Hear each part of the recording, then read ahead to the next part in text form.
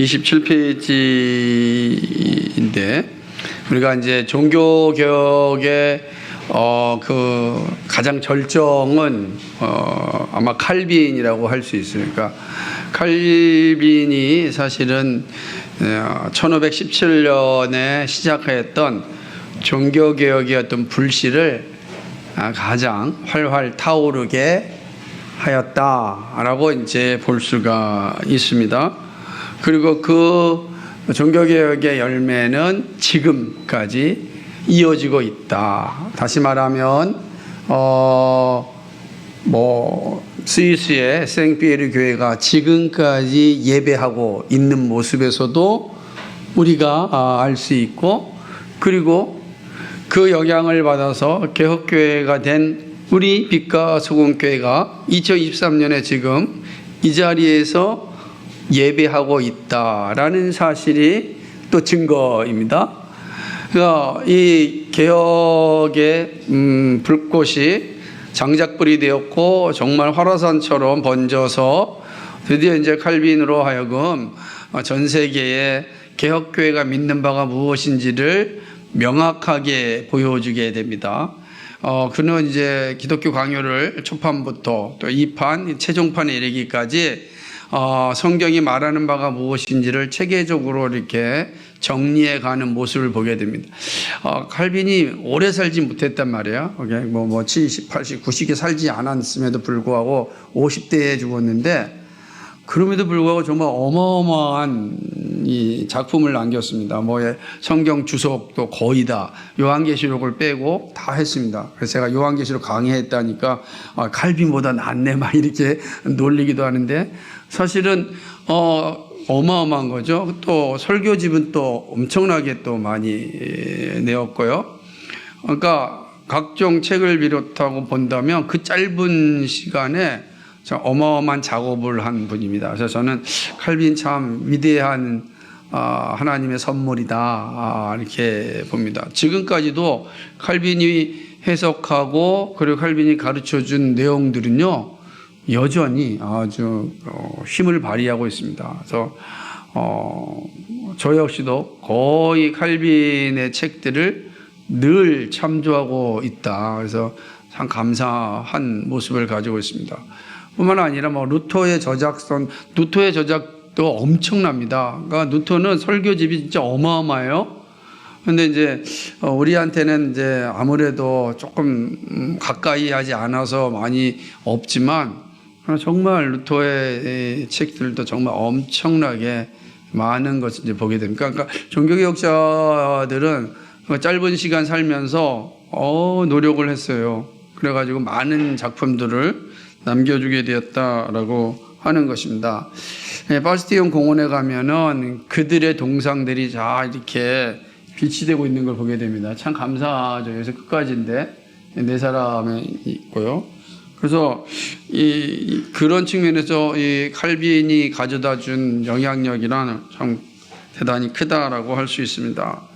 이런 상황이 되다 보니까 로마 캐톨릭이 이제 가만히 있을 수 없죠. 그래서 우리가 앞서서 보았듯이 그 노열라를 통해서 예수회가 이제 만들어지고, 예수회를 통해서 이제 반종교개혁의 운동에 앞장서는 것을 이제 보게 됩니다. 반종교개혁에 앞장서서 그 일을 행하는 걸 보게 됩니다. 그리고 이제 아주 궁극적으로는 이 1542년입니다. 여러분, 1542년에 종교재판소가 다시 세워집니다. 그러니까 종교재판소가 세워졌다는 건 어떤 의미겠습니까? 이제 마녀사냥도 할 수 있는 근거가 이제 생기게 되는 거죠. 그러니까 로마 캐톨릭의 신앙을 변호하고 개신교의 확산을 막고 또 마술에 빠진 사람, 행실이 나쁜 사람들, 이게 재판하기 위해서 교종 바울 3세가 이제 허락을 한 것입니다. 그래서 이 종교재판소 때문에 이제 이단이 의심되는 사람 체포하였고 교회 법정에 세웠습니다. 개신교도 이제 이단이잖아요. 이게 되는 거죠. 이 사람들이 가면, 그리고 만일 죄가 드러나면 감옥에 보내서 처형된. 이거를 제일 많이 했던 데가 어디냐면 이제 영국 같은 데도 그러고 또 특별히 프랑스도 그러고, 그래서 아주 엄청나게 종교 재판을 했다라고 하는 것입니다. 그리고 이제 지난주에 봤듯이 이제 1545년에서 63년까지 트렌트 공의회를 통해서 공식적으로 어떻게 되죠? 여기 보게 되면은 로마 카톨릭 교회는 오직 자신들만이 성경을 안전하게 해석할 수 있고 교회 전통이 성경만큼 중요하고 모든 개신교는 이단이라고 선언했습니다. 그럼 이 트렌트 공의회의 이 결정이 지금은 어떨까요? 지금 2023년도는 어떨까요? 2023년도에는 트렌트 공의회 결정이 어떨까요? 사라졌을까요? 여전히 존재할까요? 여러분 어떻게 생각하세요? 지금 이게 1563년이니까 지금 2023년이 몇 년이에요? 몇 년이에요 지금? 거의 500년이잖아요. 그죠? 그런데 불구하고 500년이 지났는데 500년 전에 이 결정이 지금은 어떨까요?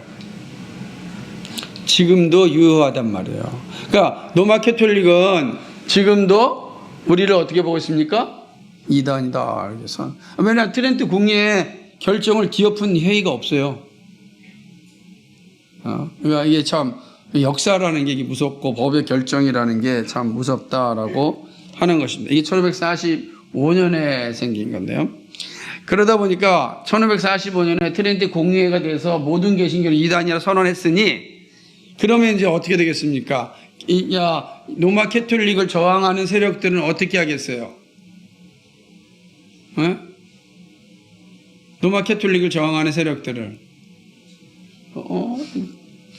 이렇게 되는 거예요. 이제 학살하기 시작합니다. 자 보세요. 이게 이제 왈도파들인데 왈도파는 이제 프랑스 개혁교회 성도들을 이제 주로 이야기하는데 1215년에 나테란 공의회에서 이단으로 규정됐었습니다.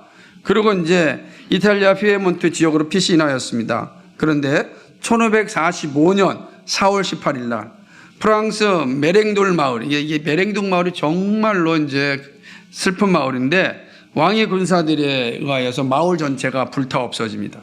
엄청 진 거예요. 그러니까 어마어마하게 이제 끔찍한 학살이 프랑스의 메랭돌 마을에서 일어납니다. 그게 이제 저기 이탈리아의 그 피에몬트 계곡과 연결되어져 있는 걸 보게 됩니다.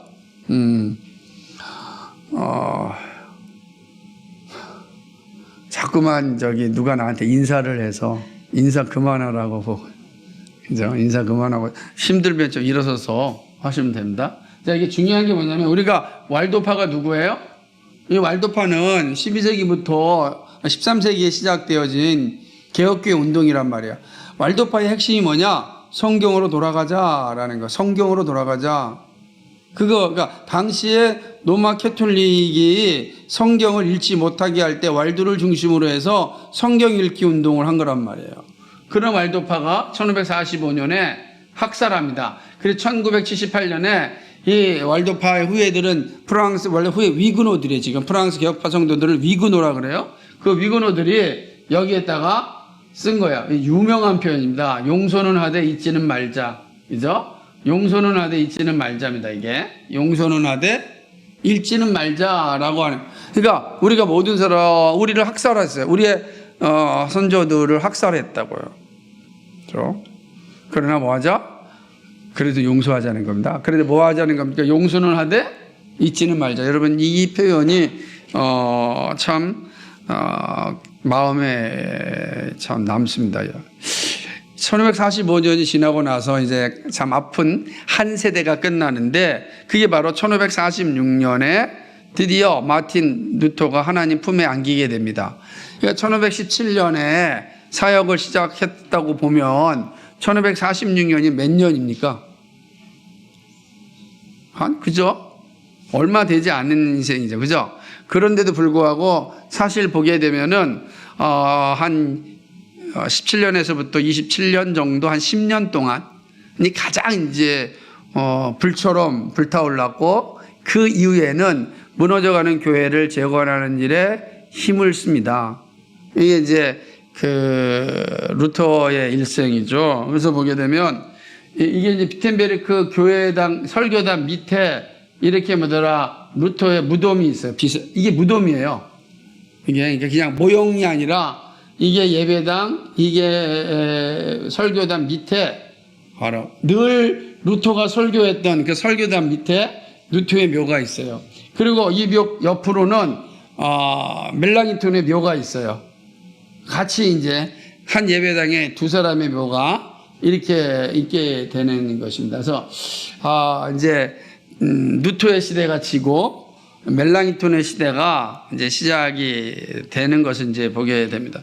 그래서 이제 한 시대가 1516, 한 29년이니까 한 30년 딱 역사 속에서, 그러니까 여러분 역사에서 30년이라는 게 아무것도 아니잖아요. 2000년의 역사 30년이라. 하지만 정말 이 30년의 역사는 어마어마한 역사죠. 진짜 세계를 완전히 뒤흔들어 버린, 한 사람으로 말미암아 완전히 뒤틀려진 그런 역사가 됐다. 누가 그 일에 쓰임 받을지 모르지만 역사가 되었다라고 하는 것입니다. 로마 캐톨릭 교회는 이런 개혁의 운동에 어떻게 반응하였는지 한번 생각해 보겠습니다.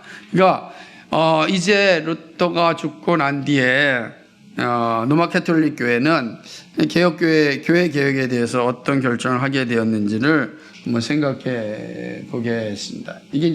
이것도 트렌티 공예예요. 트렌티 공예의 장면인데, 이때 전부 다 이 개혁교회에 대한 그들의 일장을 보게 됩니다. 한번 잘 보셔야 되는데, 여러분도 잘 나왔지만, 이 로마 캐톨릭 교회 지도자들은 당연히 화가 났겠죠. 개신교에 대해서. 그래서 트렌티에서 아주 확실하게 결정을 합니다. 그러니까 처음에는 토론을 했단 말이에요. 개신교회, 개혁교회의 토론, 루터와도 토론도 하고 토론을 했어요. 왜냐하면 어쨌든 교회 내부에서 문제를 일으켰으니 문제가 뭐냐라고 이야기하였지만 점점점 개혁교회 세력이 커지는 겁니다. 가는 곳마다 왜 그러냐면 말씀을 들으니까, 말씀을 읽으니까 로마 캐톨릭이 말했던 것이 거짓임이 자꾸 드러나는 거예요. 그러니까 사람들이 점점 교회로부터 이탈하기 시작하죠. 그러니까 로마 캐톨릭 이탈하는 성도를 막으려면 어떻게 되겠습니까? 더더욱 옥죄해야 되는 거예요. 더더욱 성도들에게 성경을 읽지 못하게 해야 되겠죠. 그러려면 성경을 소지하고 읽는 걸 뭐가 돼요? 이단으로 해야 되는 거 아니겠어요? 제가 로마 캐톨릭 성도들이 언제 공식적으로 성경을 읽게 되었다고요? 그죠? 제2차 바티칸 공의에서 공식적으로 모든 평신도들도 자국 나라의 언어로 성경을 읽을 수 있다라고 결정을 합니다. 1962년에. 그죠? 그러니까 1962년에 이 결정이 나니까. 그러니까 그 전까지는 성도들이 자기 나라의 언어로 성경을 읽지 않았어요. 그런데 우리 개혁교회는 언제부터 읽었습니까? 이게 4세기부터 또 우리 계속 자고된 성경, 위클리피가 영어 성경 만들고, 틴데일이 영어 성경하고, 커번데일이 성경 만들고, 이게 계속해서 자국어로 성경하고, 우리가 잘 아는 루터가 독일어로 성경을 번역하고, 그러면서 우리는 성경을 읽었다고요. 근데 이 로마 캐톨릭은 그걸 막은 겁니다. 철저하게 이제 막게 되었습니다.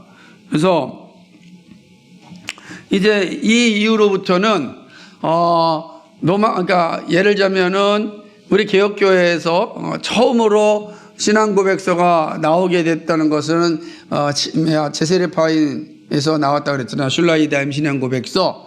그 다음에 나온 게 제1차 스위스 신앙 고백서예요.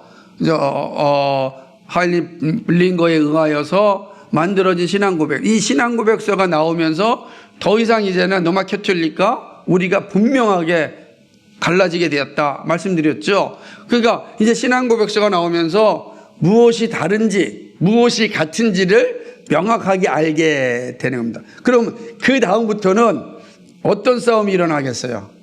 그 다음부터는 이제 로마 캐톨릭의 교리와 개혁교회 교리의 싸움이 일어나는 거예요. 이 어느 것이 더 교리가 성경에 가르침에 합당하냐라고 하는 싸움이 그다음부터 이제 일어나게 되는 거죠. 그래서 우리는 이 두 개의 교리가 어떤 차이가 있는지 명확하게 볼 수 있어야 됩니다. 이제는 개혁교와 로마 캐톨릭 관점이 되는 거예요. 보게 되면 개혁교는 성경이 우리의 유일한 안내자라고 갑니다. 근데 로마 캐톨릭은 뭐죠? 믿음의 교회의 순종과 성례의 참여가 더해지는 거예요. 믿음죠? 구원을 받게 되는 겁니다. 이게 하나가 되는데. 자, 그 다음에 예를 들면 성례는 뭐죠? 우리는 세례와 성찬만 얘기하는 거예요. 여기는요, 7 성례. 세례, 성찬, 결혼, 견진, 고해사사, 7 성례를 이야기하는 것입니다. 그리고 외경은 우리는 하나님의 영감된 책이 아니다. 그러니까 정경 외에 또 외경이라는 게 있어요. 그런데 이 사람들은 하나님의 말씀이 부분적으로 영감되어져 있다. 그래서 지금도 로마 캐톨릭은 성경 뒷부분에 외경이 들어가 있어요. 지금도. 그렇게 되는 거죠. 우리는 미사 잘못되었다. 왜냐하면 미사는 제사라는 뜻이거든. 제사는 그럼 예수님을 매일매일 제단에 올려놓고 죽여야 되는데 이미 죽으시고 부활하신 예수님을 매일매일 죽이냐? 미사라는 말이 잘못됐다. 그죠? 이게 얘기하는 겁니다. 그래서 그런데 이 사람은 어떻게 하죠? 필요하다 미사가. 왜냐하면 그리스도의 십자가의 희생은 사람들을 위하여 반복적으로 이루어져야 하기 때문이다. 그러니까 내 예수님이 반복적으로 죽어야만 한다. 그래서 미사라는 말을 쓰는 거다. 예수님이 반복적으로 죽는 거예요. 매일 죽어. 그러니까 매주일 가서 예수님 죽이는 거예요. 그러니까 이게 이제 미사예요. 그러니까 개혁교회는 미사 반대한 겁니다. 반대. 그리고 예배에 사용되는 원어는 일반적인 용어였어요. 그런데 로마 캐톨릭은 뭐죠? 라틴어로. 지금도 가게 되면 라틴어로 예배 집례하고 그러지 않습니까? 그러니까 라틴어라는 게 무슨 말인지 모르잖아요. 이제 우리가 그러니까 예를 들자면은 이런 차이가 완전히 되는 거죠. 그러니까 우리는 구원은 믿음으로만 어렵게 되는데 로마 캐톨릭은 믿음의 교회의 순종과 성례의 참여가 함께한다. 이렇게 하는 거. 성례 참여하지 않으면 구원받지 못해요. 이게 이제 로마 캐톨릭과 우리의 개혁교회의 차이가 분명한 거죠. 이게 어떻게 이게 함께 섞일 수 있을 것 같습니까? 그래서 그 중에서 가장 중요한 게 이거죠. 믿음으로 어렵게 되느냐, 아니 교회 순종과 믿음의 교회의 순종과 성례의 참여가 포함되느냐. 그러니까 믿음에 또 덧붙이냐. 이게 구원론에 있어서 엄청난 차이가 나는 겁니다. 그러면 그래서 지금도 로마 캐톨릭은 뭘 열심히 합니까? 공사를 정말 열심히 하는 거예요. 착한 일을 열심히 하는 거예요. 왜요? 구원받아야 되니까. 공덕을 쌓아야 되니까. 그런 겁니다. 그러면 공덕 쌓기 힘들면 뭐라도 해야 돼요? 내가 돈도 없고 뭐라도 해. 주문을 하든지 아니면 이제 나중에 우리 필리핀 옛날에 갔을 때 보면은 성당 들어가면은 거기 있는 신상들의 발을 다 닦는다든지, 그죠? 이게 문 만져가지고 반질반질하게 그거 만지면 뭔가 또 덕을 쌓는 거니까 그게 되는 거죠, 잠깐만. 그러니까 이제 아니면은 지금도 로마 캐톨릭 성도들은 전 세계에 아주 유명한 성당들을 순례합니다. 그리고 이제 이스라엘도 순례하죠, 당연히. 순례하는 거죠. 그러니까 뭐예요, 다? 이런 거다. 이런 거 해야 돼요. 교회가 이제 교회의 덕을 쌓아야 되니까. 우리가 이제 건널 수 없는 강을 건넜어. 건널 수 없는 강을 건넜어. 재밌는 건 뭐냐면, 로마 캐톨릭은 보니까 그렇게 헌상을 강조하지 않더라고요. 헌금도 강조하지 않아요. 그러니까 힘들겠어요, 안 힘들겠어요? 아까 로마 캐톨릭 교회가 힘들겠어요, 안 힘들겠어요? 여러분 생각해 보세요. 안 힘들어요? 헌금을 안 하는데 교회가? 힘들지. 안 힘드는 게 말이 안 되죠. 너무 힘든 거예요. 그리고 힘드니까 어떡합니까? 힘들면 교회를 유지해야 되는데 뭐 하겠어요? 돈이 헌상을 안 하고 교회는 유지해야 돼요. 이게 뭐 하는 거예요, 교회가? 장사해야 돼, 장사. 그래서 노마캐톨릭교회는 장사 정말 잘합니다. 어떤 장사가 많죠? 묵지도 팔아야 돼요. 초도 팔아야 돼요. 각종 성물도 이렇게 모형으로 만들어서 팔고요. 가면 얼마나 많은 걸 파는지 모릅니다. 그죠? 그 사람도 얘기하는 거잖아요. 어디를 가든지 그 매점이 상품점에 가면 온갖 것에 이런 게 많이 파는 거예요. 다 팝니다. 또 그거로도 모자라니까 뭐 하죠? 처음 시작한 게 바로 무덤 장사였단 말이에요. 그래서 성당은 밑에 지하당에다가 낙골당, 예배당 지하당 낙골당 다 만들고 장례 장사도 하는 겁니다. 다 하나도. 지금도 해요, 지금도. 그러니까 없으니까 그런 걸 통해서 재정도 마련하고 그러더라고요. 그러니까 우리가 생각해 보십시다. 그러니까 이 개혁교회와 노마캐톨릭이 완전히 다른 거. 우리가 같이 있는 교회다 할지라도 이게 다르다라고 하는 것이죠. 자, 보겠습니다. 그러고 난 다음에 이제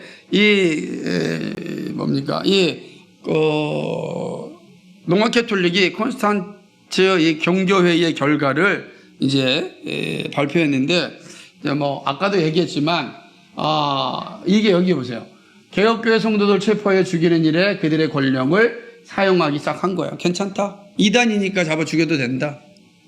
이단이니까 죽여도 된다는 거죠. 그래서 1560년 교제인 피우스 5세는 로마에서는 실제적인 개혁이 있어야 강조했고, 지도자들이 성경을 따라 도덕적인 삶을 것과 그들의 시간에 부를 축적하는 낭비하지 말 것을 요구하였습니다. 왜 그러냐? 너무 심각하게 지금 이 추기경들이 타락을 하고 교황들이 타락을 해요. 교황을 돈 주고 사죠. 그 다음에 어떻게 됩니까? 또 그들 안에서 결혼하지 말라고 했는데 온갖 그 매춘행위가 일어나죠. 그러니까 너무 심각하니까 좀 도덕적 삶을 살자. 그렇게 되는 겁니다. 이게 이제 이런 상황들이 이제 콘스탄치 회의에서 나타나게 됐죠. 그럼 이제 더 명확하게 종교개혁의 원리는 우리가 잘 알고 있는 겁니다. 우리가죠, 오직입니다. 보름수에 가면은 이 교회개혁의 5대 원리 다 이렇게 기둥을 세워놨어요. 도시에 이렇게 기둥을 세워놨어요. 그러니까 도시에 들어가면은 그 큰 들어가는 계단 위에 기둥에다가 근데 이거 보면서 되게 참 멋있더라고요. 교회만 있으면 이게 교회를 거리니까 교회당에 그런 게 아니라 거리에다가 딱 이렇게 해놨어요. 솔루스 크리스투스, 그죠? 오직 그리스도, 솔라 그라티아, 오직 은혜, 솔라 피데, 오직 믿음. 여기 이제 솔리디오 글로리아, 이제 하나님께 영광, 그죠? 그렇게 되는 겁니다. 그러니까 앞에 이제 그러고 난데 앞인가 아니 하나가 있는데 없군요. 거기에 이제 오직 성경 해가지고 이 교회 종교개혁자들은 분명하게 우리의 개혁이 무엇인지를 드러나게 되는데 그 내용들이 이런 거예요. 자, 한번 읽어볼까요? 한번 자 읽어봅시다. 시작. 오직 성경은 그리스도인에게 유일한 권위입니다. 성경은 하나님의 말씀이고 우리가 하나님에 대하여 알아야 하고 구원과 어떻게 살 것인지에 대한 모든 것을 포함하고 있습니다. 유일한 것입니다. 솔라 크리스투스, 다시 오직 그리스도, 구원은 오직 하나님의 아들 예수 그리스도를 통하여 주어집니다. 구원 얻는 다른 길은 없습니다. 자, 솔라 그라티아, 오직 은혜. 시작. 하나님은 우리에게 구원을 주셨습니다. 비록 우리가 그것을 받을 자격이 없을지라도 구원을 받았습니다. 하나님은 구원을 주시기 위하여 선택하셨습니다. 왜냐하면 우리를 사랑하시기 때문입니다. 솔라 피데, 오직 믿음. 시작. 하나님께서 우리에게 예수 그리스도를 믿는 데 필요한 믿음을 주셨습니다. 우리는 오직 믿음을 통하여 구원을 받을 수 있습니다. 우리가 하나님을 기쁘게 하려고 하는 어떤 행위도 우리는 구원할 수 없습니다. 솔리디오 글로리아. 시작. 오직 하나님께 영광. 우리가 구원받은 이유는 하나님께 영광을 돌리는 선한 삶을 살기 위함입니다. 이게 이제 종교개혁자들이 말하는 5대 솔라예요. 그러니까 우리의 믿음을 다 여기에다가 집약시킨 거죠. 우리의 신앙 고백이 여기에 있다라고 이야기하는 것입니다. 그래서 여기까지가 이제 1546년, 다시 말하면 누구죠? 루터가 죽을 때, 그죠? 그때까지의 이제 그 종교개혁의 역사하고 열매였습니다. 그래서 이제는 요 시대가 되면 명확하게 한 시대가 이제 끝나게 되면서 종교개혁 원리가 확정되어지게 되는 것입니다. 그 다음에 이제 1547년에서 1598년까지의 이제 두 번째 종교개혁의 역사가 일어나요. 근데 이때는 주로 어떤 역사가 있냐면, 이제 여러분 나중에 보겠지만은, 영국과, 그 다음에 이제 북부 유럽과, 에서 이제 공식적으로 역사들이 이제 나타나게 되고, 참 가슴 아픈 이제 그 순교의 역사들이 이때 이제 일어나게 됩니다. 순교의 역사들이 다 일어나게 되고, 그리고 우리가 알고 있는 이제 신앙 고백서들이 이때 열심히 만들어지게 됩니다. 3대 일지신조, 하이데베 요리문답 뭐 이런 요리문답 작성들이 이제 시대의 준비가 되어지게 되는 것입니다. 그래서 이제 종교개혁의 역사에서 또 한 시기가 1547년이다. 그러니까 우리가 시기를 잘 좀 이해하고 있는 게 중요합니다. 그래서 몇 페이지에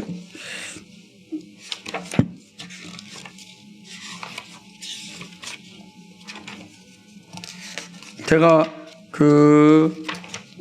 몇 페이지죠?